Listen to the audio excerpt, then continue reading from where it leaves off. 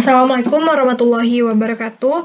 Halo semuanya, nama saya Alia Rifaini Givari dengan NIM 120701003 dari kelas Matematika 2020. Pada kesempatan kali ini saya akan membahas mengenai matriks dan sistem persamaan di bab 1 untuk mata kuliah Aljabar Linear Elementer. Nah, yang pertama, saya akan membahas dua materi, yaitu mengenai sistem persamaan linear dan bentuk eselon baris, yaitu sistem persamaan linear ini saya akan membahas mengenai sistem persamaan linear itu sendiri, sistem ekuivalen, sistem segitiga, dan OBE. Untuk bentuk eselon baris, saya akan membahas mengenai eselon tereduksi dan eliminasi Gauss-Jordan.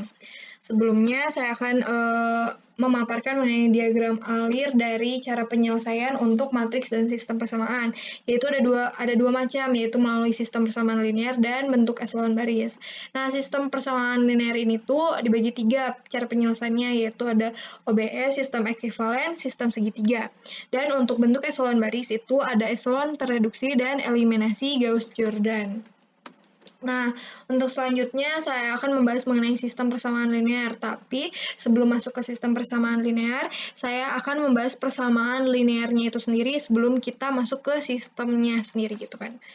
Nah, persamaan linear ini tuh apa sih gitu? Persamaan di mana variabel atau peubahnya tidak memuat eksponensial, trigonometri, perkalian, dan pembagian dengan peubah lain atau dirinya sendiri.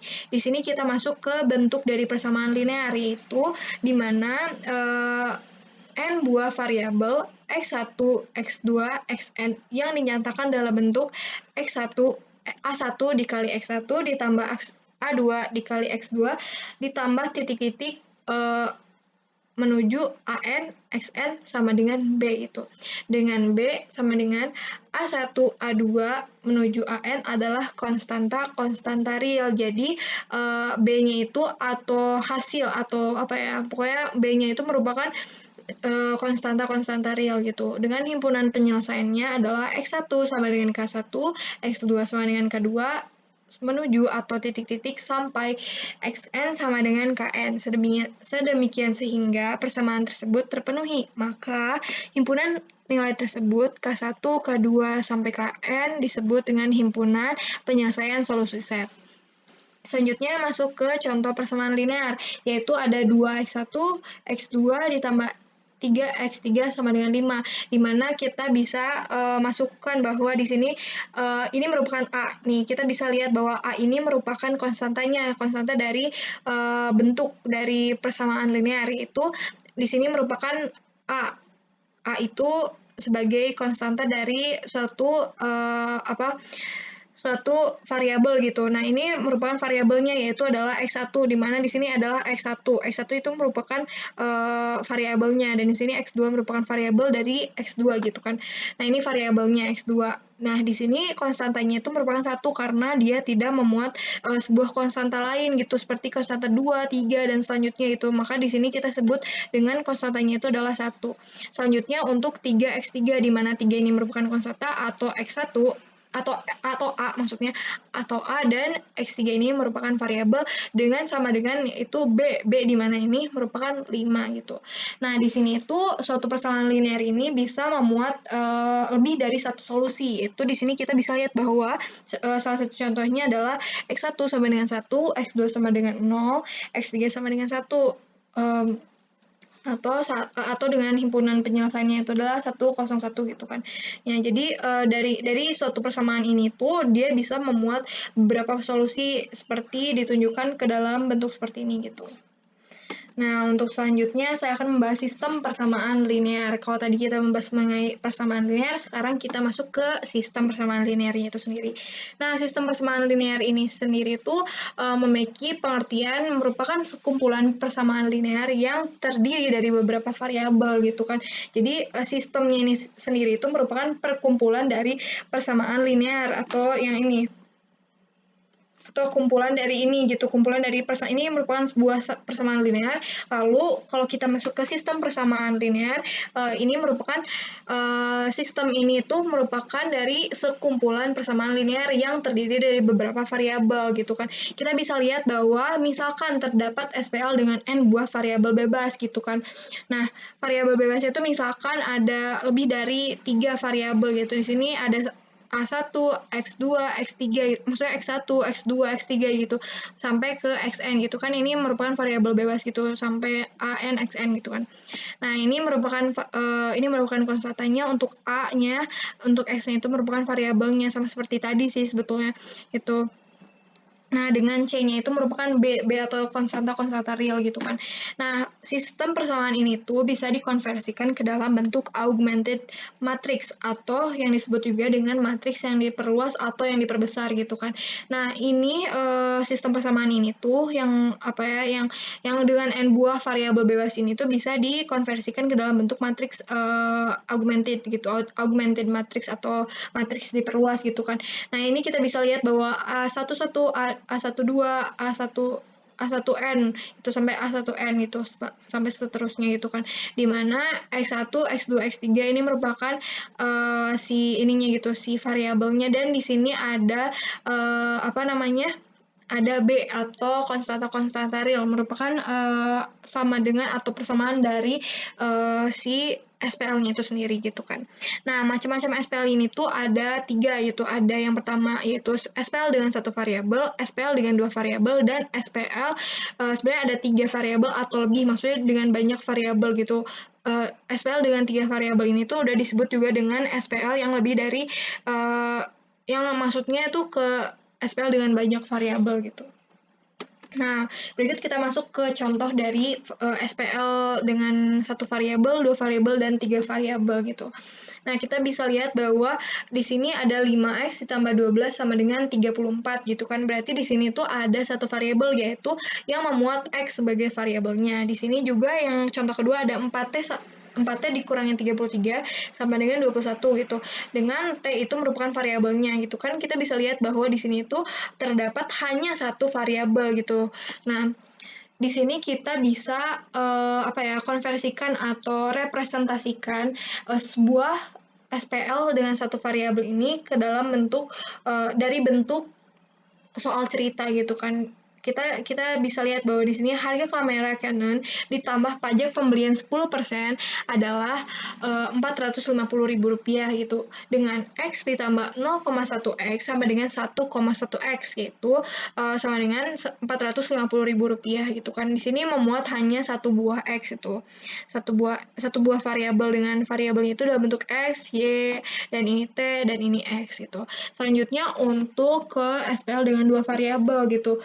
Nah, kita masuk langsung ke soal ceritanya, yaitu jika perusahaan A memiliki satu laptop dengan satu laptopnya ini tuh dipresentasikan ke dalam bentuk X sebagai variabelnya dan 2 PC dengan Y-nya itu merupakan variabelnya, maka ia harus membayar $5.000. Sedangkan jika ia membeli 3 laptop dan 1 PC, maka ia harus membayar $10.000. Representasi dari masalah tersebut dalam bentuk SPL. Nah, kita lihat bahwa di sini hanya adalah satu laptop, yaitu merupakan X gitu kan. 1 dikali X di sini sebenarnya bisa ditulis 1 tapi tidak perlu ditulis, yaitu maksudnya ini adalah X ditambah 2Y, 2 PC sama dengan 5.000, dan 3X ditambah Y sama dengan 10.000 gitu. Nah, kita masuk ke contoh yang ketiga, yaitu merupakan SPL dengan 3 variabel gitu. Jumlah 3 bilangan sama dengan 45. Bilangan pertama ditambah 4 sama dengan bilangan kedua, dan bilangan ketiga dikurangin 17 sama dengan bilangan pertama. Tentukan masing-masing bilangan tersebut gitu. Kita di sini sebagai maksudnya untuk mempresentasikan kita tidak perlu menyelesaikan soalnya gitu, tapi kita hanya perlu membuktikan atau mencontohkan sebagai representasi dari SPL dengan 3 variabel gitu. Kita misalkan bahwa X ini merupakan bilangan pertama, Y bilangan kedua, dan Z bilangan ketiga gitu. Nah, di sini terdapat 3 buah persamaan gitu. Kenapa sih gitu, kayak kenapa setiap kali ada 3 variabel berbanding lurus dengan persamaannya, yaitu ada 3 variabel ada 3 persamaan juga gitu. Begitupun dengan untuk SPL dengan 2 variabel gitu. Terdapat 2 persamaan gitu. Nah, hal ini bisa ditunjukkan dengan bahwa ketika ada 3 variabel maka persamaannya itu berbanding lurus dengan variabelnya itu sendiri gitu. Contohnya ketika ada 3 variabel maka ada 3 persamaan. Kenapa begitu? Karena ketika kita menyelesaikan suatu persamaan gitu, suatu persamaan dan ada 3 variabel atau 2 variabel. Nah, kita harus dengan cara menyelesaikan suatu sistem persamaan itu dengan 2 cara, yaitu ada eliminasi dan substitusi gitu. Ketika dengan 3 variabel gitu, kita harus menyelesaikan persamaan yang ketiga, yaitu di mana z-nya itu kurangin 17 sama dengan x gitu. Kita juga bisa mengeliminasi dengan persamaan yang ke-1 karena di sini ada memuat z dan x, begitupun di persamaan yang pertama yaitu ada memuat x dan z gitu kan. Nah, di sini kita bisa melakukan suatu penyelesaian dalam bentuk eliminasi sehingga kita bisa mendapatkan suatu suatu nilai dari x dan maupun dengan y dengan menggunakan substitusi gitu kan. Selanjutnya kita bisa mensubstitusikan ke suatu persamaan yang dia belum diapa-apain gitu kan, sehingga kita bisa mendapatkan nilai dari x, y, dan z gitu, seperti itu. Nah, selanjutnya kita masuk ke sistem ekivalen. Sistem ekivalen ini tuh memiliki variabel yang sama, solusi yang sama, dan peubah yang sama, di mana 2 SPL dikatakan ekivalen jika memiliki himpunan penyelesaian yang sama gitu. Kita bisa lihat bahwa sistem yang memiliki variabel yang sama gitu kan. Variabel yang sama ini memiliki variabel yang sama gitu kan. Nah, selanjutnya solusi yang sama. Solusi yang sama itu dengan menggunakan misalkan eliminasi maupun substitusi gitu. Dia memiliki solusi yang sama. Selanjutnya untuk peubah yang sama gitu kan. Nah, di sini juga untuk 2 SPL dikatakan ekivalen jika dia memiliki himpunan penyelesaian yang sama. Di sini terdapat himpunan penyelesaiannya itu ada 550, 550, 550 juga. Di sini juga ada 550.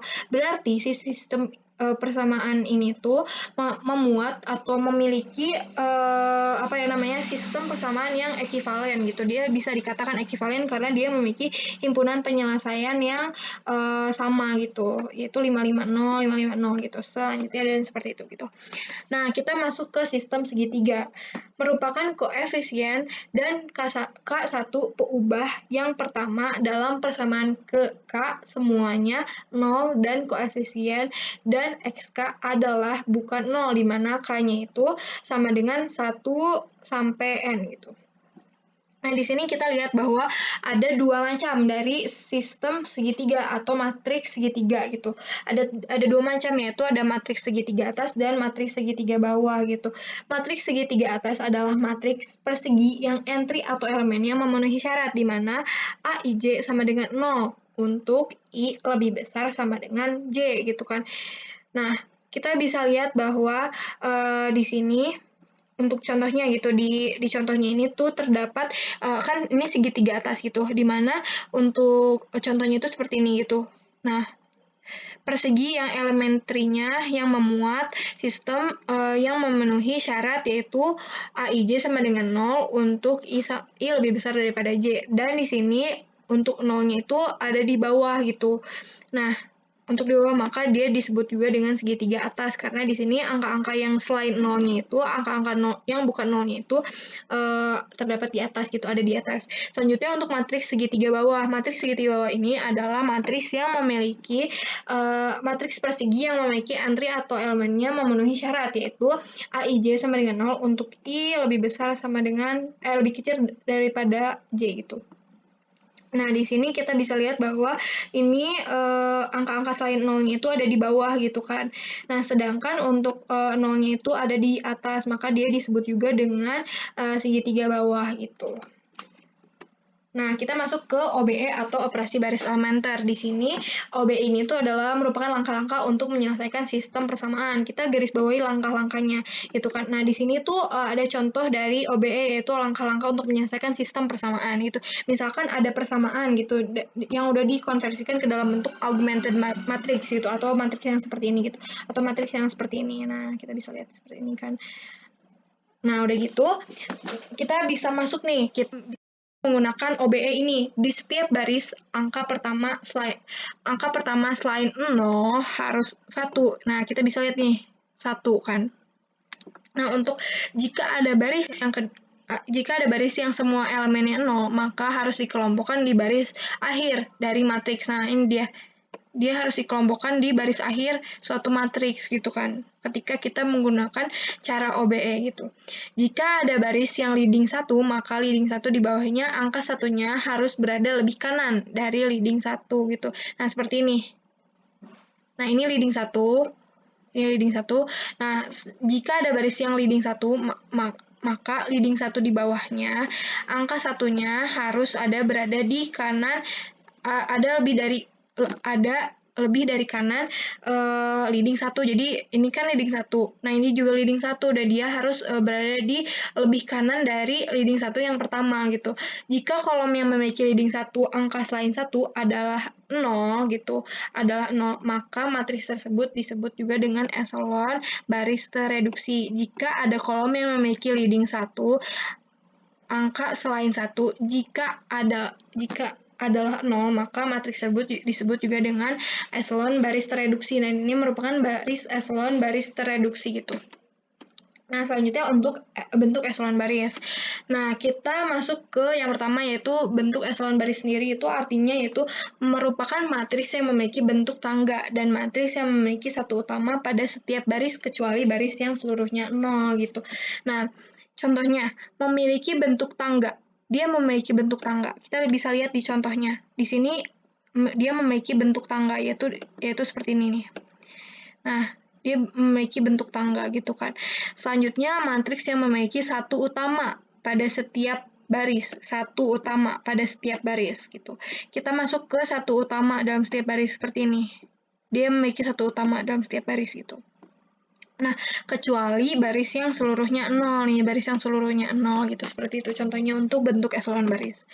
Nah, selanjutnya kita masuk ke cara penyelesaian dari bentuk eselon baris, yaitu ada eselon tereduksi. Nah, eselon tereduksi ini tuh yaitu matriks yang dikatakan eselon tereduksi jika matriks memiliki yang pertama bentuk eselon baris. Tadi yang pertama apa? Eselon baris itu dia berbentuk seperti tangga gitu, dan dia memiliki satu utama dari satu baris, dan dia kecuali yang satu barisnya itu 0 semua gitu kan.